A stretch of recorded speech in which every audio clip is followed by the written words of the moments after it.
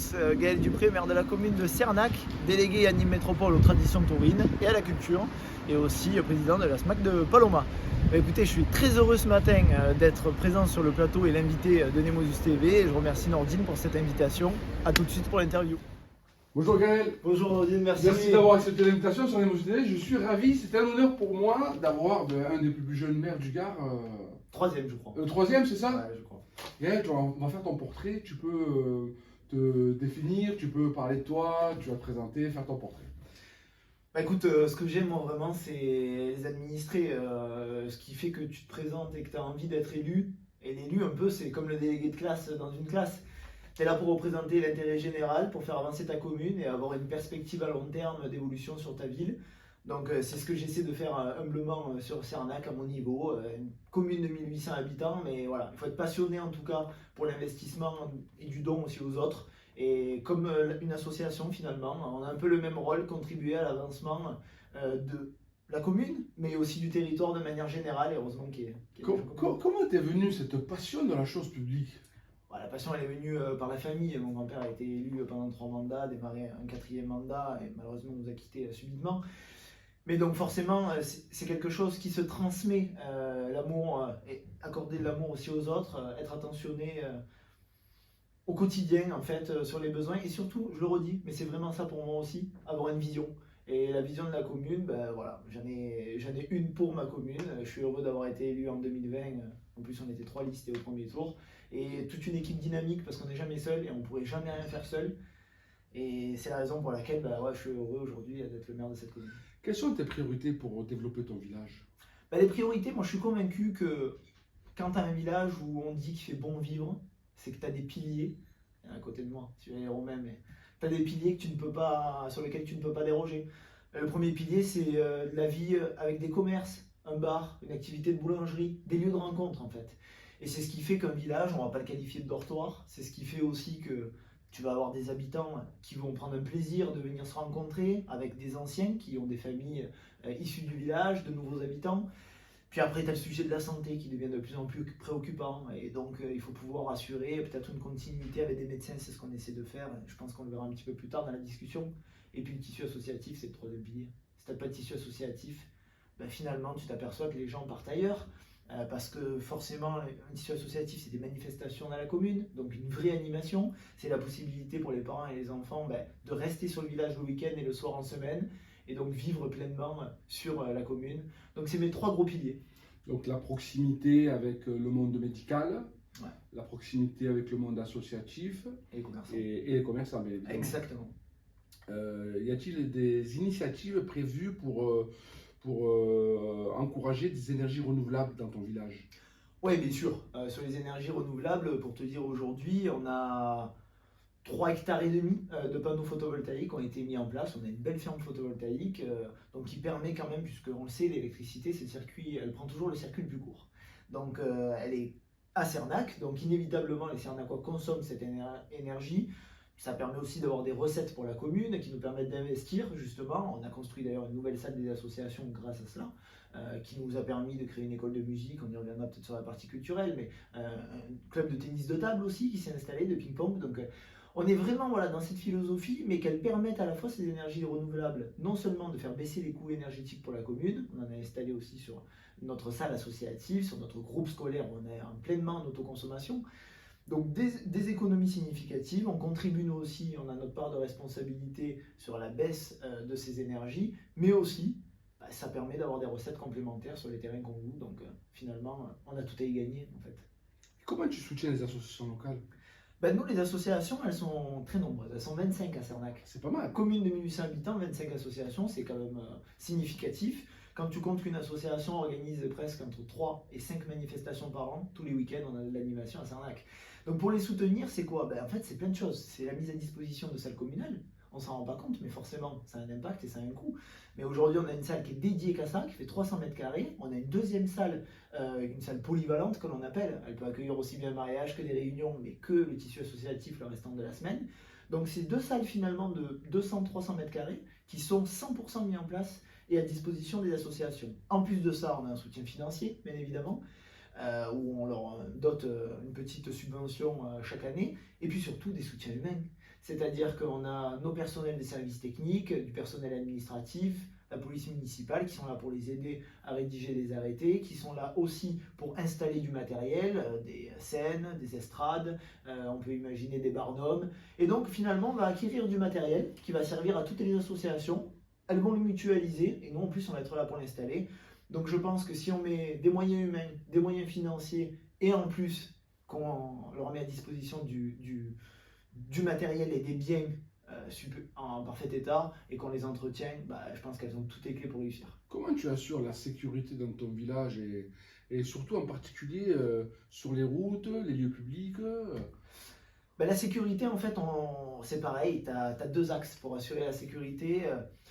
Sur les routes, aujourd'hui, ce qui est important, c'est de concilier un piéton, un véhicule, mais aussi un vélo.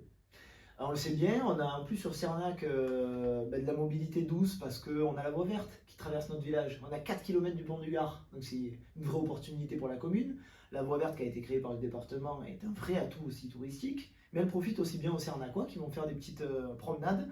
Donc l'idée c'est qu'on a un village qui n'est pas plat, qui est bien vallonné, et donc l'idée c'est de pouvoir sécuriser justement tous ces piétons et ces cyclistes. Donc on fait beaucoup d'aménagements de mobilité douce pour les permettre de se trouver en sécurité. Là on a un gros projet qui démarre en janvier et qui va raccorder notre village à la piste justement cyclable, la voie verte. Un projet de 220 000 € quand même d'aménagement, mais qui va sublimer l'entrée de village et apporter cette sécurité. On a mis en place aussi une police municipale. Aujourd'hui, on a quand même, et c'est le cas dans beaucoup de communes, beaucoup de conflits de voisinage. Parce que forcément, la loi, elle tend vers le zéro artificialisation nette, c'est-à-dire des parcelles de plus en plus petites, de plus en plus d'habitations sur des petites parcelles. Et donc, c'est forcément des habitudes qui ne sont pas ancrées pour tout le monde. Le télétravail aussi rentre dans les mœurs après le Covid. Donc on entend plus facilement le chien du voisin qui va aboyer le restant de la journée quand on ne l'entendait pas, si tu veux. Et aujourd'hui, la gendarmerie n'a pas les moyens de résoudre ces problématiques. Elle est plutôt sollicitée sur d'autres problèmes. Donc on a mis en place une police municipale, mais qui est plutôt bienveillante et dans une approche de conciliation, à écouter les gens et leur permettre de trouver des solutions à ce que chacun fasse un petit pas vers l'autre. Et c'est un peu notre démarche. Est-ce que tu as des événements, des festivals prévus pour animer ta vie culturelle Oui, mais en fait... à part la fête du village. Bien sûr, à part la fête votive. Mais la fête votive, c'est pareil. Elle n'est pas portée, par exemple, tu vois, par la commune. Elle est portée par un comité des fêtes, donc une association. D'accord. Et c'est le cas pour toutes nos animations. On ne fait pas d'animation sans adhésion du tissu associatif. On travaille toujours ensemble. Et bien entendu, on a une association donc, de peinture, Cernacar, où il y a une cinquantaine quand même de peintres, donc c'est un bel atelier. Donc ils organisent chaque année une belle exposition avec un vernissage où ils mettent en valeur chaque année un artiste. On a maintenant cette école de musique qui crée aussi un super événement musical en faisant venir des groupes. Donc on fait ça sous le marché couvert, on met aussi en valeur le patrimoine puisqu'on a la queue du Cromain qui est la continuité du pont du Gard et qui a cheminé l'eau donc jusqu'à Nîmes, qui nous permet de mettre en valeur ces tunnels. Et donc on a une association qui est le Vallon d'Escone à Cantarelle qui s'occupe de promouvoir ce site patrimonial. Ils ont été lauréats de plusieurs projets de développement et de mise en lumière de ce patrimoine avec des fonds européens qui ont été obtenus. Pour une association, t'imagines, avoir 100 000 € de fonds européens, c'est énorme, mais ça montre aussi l'engagement associatif au niveau d'une commune comme Cernac. Et donc tu vois, sur le patrimoine, on a la mise en valeur du patrimoine, on a tout ce qui est culturel, comme tu le disais, avec de la musique, de l'art, on a tout. Comment tu impliques tes habitants dans tes prises de décision? Alors c'est jamais évident parce que... Ou dans les projets communautaires. Moi je pense qu'aujourd'hui, c'est pas facile pour tout le monde de comprendre quelles sont les limites et les champs d'application d'une commune, d'une agglo, d'une région, d'un département. Et donc je pense que nous on est les premiers maillons de cette chaîne de relations et on doit, même si on n'est pas concerné directement par une problématique parce qu'elle est la compétence du département ou de l'agglo, on doit essayer de solutionner le problème, nous, avec les élus compétents. Et donc, moi, ce que j'essaie de faire, c'est les réunions de quartier. Les réunions de quartier, ça marche bien, on en a fait déjà 3. Mais le but, c'est pas de faire une réunion de quartier tous les soirs où tu vas cumuler des pages entières de problèmes. Le but, c'est de les résoudre. Donc, on est plutôt dans une démarche, on va faire 1-2 réunions par an. Mais ce qu'on a à cœur à la fin de la réunion de quartier, c'est de trouver les réponses et de résoudre les problèmes qu'on peut y trouver. Ça peut être des problèmes sur les déchets, ça peut être des problèmes sur les véhicules qui roulent un peu trop rapidement dans certaines rues, ça peut être des problèmes aussi de déjection canine en fait. Absolument. On va évoquer tous les sujets. Qu'est-ce qu'on peut faire pour y remédier? Comment ensemble on peut trouver des solutions? Mais après, je pense qu'aussi les gens nous ont élus pour qu'on prenne des décisions et qu'on les prenne dans l'intérêt général. Donc à un moment donné, il faut trancher. On aura toujours certaines personnes qui pensaient que c'était mieux de faire autrement, d'autres faire encore autrement. Mais à un moment donné, être élu, c'est aussi trancher. Mais par contre, ça n'empêche pas d'écouter les autres. Tu organises parfois des réunions publiques alors? Ouais, on organise. Là, on en a organisé 2 il y a 2 mois. Donc bien sûr, alors des fois tu vas avoir 35 habitants, des fois tu en auras 50, des fois tu en auras 10. Mais ton meilleur lien social aujourd'hui, c'est quoi? C'est le bar. C'est le bar. C'est la boulangerie pour nous. La boulangerie, c'est là où on boit le café. C'est là où tu peux lancer une idée. Tu vois, là, on a une idée de maison médicale. On se pose la question de savoir où il faudrait la réaliser. Voilà, on a 2 sujets, 2 hypothèses. Est-ce qu'on l'a fait à la place de l'ancienne cave? Est-ce qu'on l'a fait à la place du centre des services techniques? C'est là où tu vas lancer l'idée et tu vas voir la réaction des habitants. Mais c'est important, on est élus, mais finalement les habitants nous ont élus pour les représenter. Mais à un moment donné, il ne faut pas se couper de ces habitants. Bien au contraire, il faut tous les jours aller chercher... La proximité. Exactement. Et en fait, quand on parle de promesses de campagne, tu sais, c'est quelque chose qui revient souvent. Mais en réalité, ce que tu dois donner, pour moi, au moment des élections, c'est la vision de la commune. Mais bien sûr que tu ne pourras pas tout faire. Mais la vision, c'est de permettre aux gens de se dire, ok, on sait, cette liste municipale-là, elle veut aller vers une évolution de la commune, vers ça. Mais la réalité d'aujourd'hui, quand je fais mon programme, ça sera peut-être pas celle d'il y en a dans 4 ans. Il y aura des opportunités qui ont été là. Nous, tu vois, on a accueilli un petit magasin utile, donc la marque U. C'est super pour une commune de 1800 habitants d'avoir un petit magasin utile. Absolument. C'était quelque chose qu'on n'aurait pas pu prévoir avant, mais qui a peut-être nécessité quelques aménagements que l'on a fait.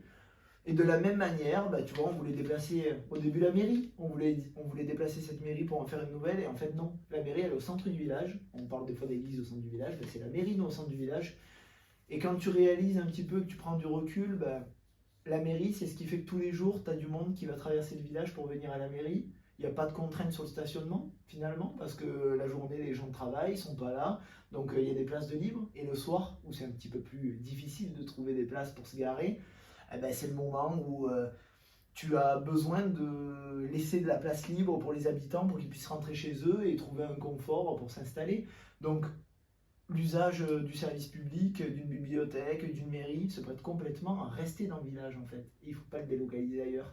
Donc on revient sur des choses comme ça. Mais je pense que revenir, c'est pas ne pas tenir ses promesses, c'est simplement réfléchir à la vie de tous les jours et de ce qui est le mieux. Et des fois l'intérêt public et l'intérêt général te fait revenir sur des choses que tu avais prévues et qui finalement c'était pas peut-être le meilleur des choses à faire. Gaël, merci beaucoup. Merci beaucoup d'avoir accepté l'invitation. L'émission touche à sa fin.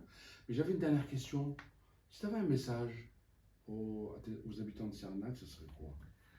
Si j'avais un message, en tout cas, c'est de leur dire qu'ils peuvent être fiers de ce qu'ils sont, parce qu'ils participent à la vie de la commune. On les retrouve tous les week-ends sur les manifestations. Et ce qui fait le développement et justement la création de nouvelles associations, c'est l'émulation et la participation des habitants au quotidien. Ce qui fait souvent que certains maires peuvent se dire que leur village est dortoir, c'est qu'ils ne voient pas leurs habitants. Nous, on les voit et j'en suis fier. Merci Gaël.